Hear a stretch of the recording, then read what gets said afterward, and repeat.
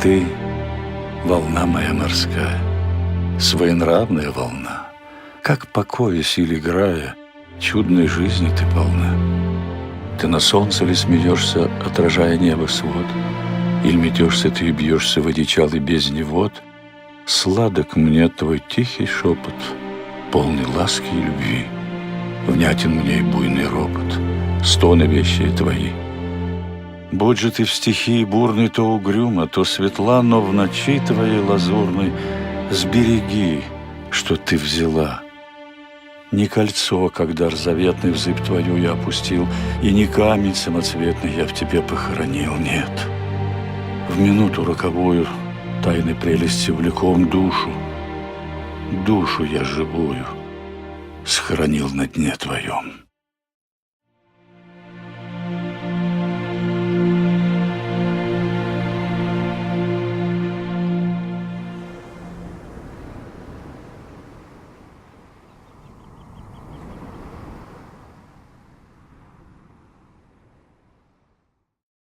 Hey there, Moscow. Thank you for asking me to be part of this. I think it's really fun, and I love looking at great work. So it's been an absolute pleasure. And it's been a bit difficult to give you my evaluations because some of the stuff I just don't get the context, but I do my best. Let me introduce myself. I'm Stefan Gentis. I'm from BBDO Germany. I'm the Chief Production Officer. I'm kind of like the film guy. So the first piece is the Ivazovsky exhibition. I hope I'm pronouncing that name right. At the Trechakov Gallery. What I really like about this piece is the idea of showing an artist the moment he died and showing him that he was painting the moment that he died.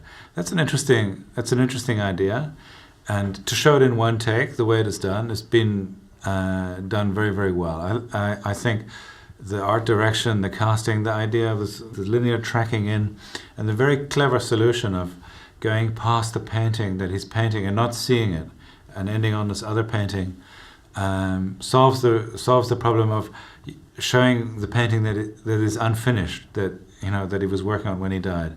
So cast is great, the situation is great, I understand it completely. I think Ivazovsky is a really famous marine painter. He's done prolific 6,000 paintings, mainly sort of rough, stormy seas. That's what he's famous for, and this beautiful sunlight striking through the waves in a way that nobody had ever seen it before. And so for a painter who's famous for these stormy paintings, to have like a really smooth, even, calm sea at the end, it's an interesting idea. It creates a fascination for people that know the artist's work. And otherwise, for people that don't know the artist's work, it's interesting to go and see a painter who was so mad about painting that he actually died painting. I think what bugs me the most about the film is the camera's tracking in, and it's just not smooth enough. I think you could retrack this film in a smooth way, or when you shoot it, there's actually no reason why it should be bumping like that. And it disturbs me because all of a sudden the camera becomes subjective the moment it starts bumping, and because it bounces every time it bounces, you think, who is this camera? Is it a person? And it's so low that is it a child? You start to ask questions that you shouldn't ask at all. So either go back and stabilize that shot, or you should have actually shot it a little bit smoother. But I think you can probably stabilize that. I love the Russian voiceover. It's a great voice, great casting. I think also throughout the piece, all the talent has been casted really well. Great art direction, strong, really, really strong piece. That's the main issue I have with the film. Otherwise, I think, yes, it's something you should put on your reel, and yes, it's going to bring you work. I don't think it's going to go into heavy metal in the jury. Again, because the camera work and also the context. It's kind of like a nice thing, but there's no huge human insight, and there's no like incredible story that is being told. It's just a really strong piece, in my opinion. And I might be wrong. Maybe I don't get enough context, but in my opinion, it's a 3. Hi, it's Mike Smith from BBDO New York, and this piece is the workshop piece. The thing that I like the most about this is it had a nice long pull-in, which can be a really effective cinematic technique, and it's used best when it pulls you along on a very exciting and enthralling journey that you delight all the way to the end, or the reveal is jaw-dropping or surprising or astounding, and it's well worth the tension and the suspense that you've created along the way. In this case, this piece didn't sort of do either for me, I have to say. I didn't think the journey was that exciting, and the reveal wasn't all that jaw-dropping to me. So I was sort of left trying to figure out where I should be in it. Now, I know that the poem may have some cultural significance that I'm unaware of and would elevate this piece and connect the audience to it more in a way. But for me, I was pretty lukewarm on it. So I'm going to give this one a 2. Hi, good morning, afternoon, or whatever time it is for you guys there. In Russia. In Russia. Hello from Singapore. Hello from Singapore. I am Kermit Snyder, the ECD, and this is... Lauren, I'm the creative director from BBDO Singapore. Excellent. So what we'll do is we'll do video case by case, starting with your work for workshop. Essentially, your work for workshop, I think for us, would fall somewhere in the 2 category on your evaluation form. I think technically and sort of from an execution point of view, it's very beautifully shot. I think the pacing is really nice. I think the execution of it is very good. The production values are high.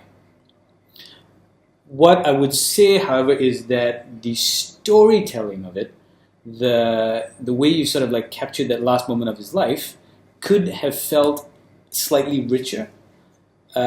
Essentially, what you showed is his house and him sort of like passed away, but it feels like there could have been a little bit more done in the storytelling of it to tell how much he'd accomplished in his life, to show a little bit more character around the house of a life well lived. It feels like there's a bit more story that could have been told that wasn't, but it's a beautifully shot film with great production value. Cool. So I was thinking, I was looking at the film actually, and on the opening bit, it really drew me into it. I like that whole sort of panning from room to room sort of thing. So that was great on the production and the lighting and just the production design. However, when I go into the so what bit of it, like what sort of bit of information is going to make me want to go to this art exhibit, just take time out of my day and see it. And I think we really need to look into this artist's life and see what's the one compelling sort of interesting thing that's going to make me want to go. Like for instance, if you know the history of Van Gogh's life, you know that there was one painting where he cut off his ear making, or what was the last painting he made just before he died in jail, and that was Starry Night. So, I mean, that gives me more of a reason to see different paintings. So maybe like look further into his life, find an interesting fact. Did he do something crazy or insane or interesting in his life that would really make you want to go? And it's like, for instance, see the painting that he cut off his ear for, yeah. see the last painting he ever made in his life. So just find those like interesting bits of stories you can tell through the painting, and I think that'll make it really much more compelling.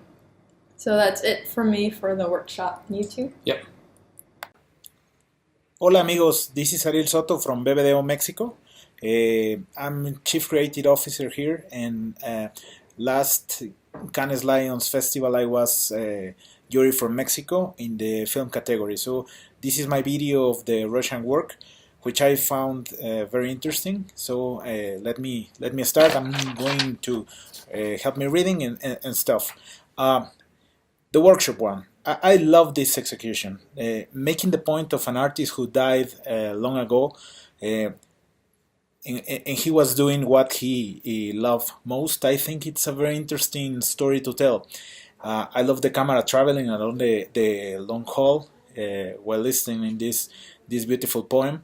I mean, this work, I really love it. It feels different. It feels very interesting. Although there's not a huge surprise at the ending.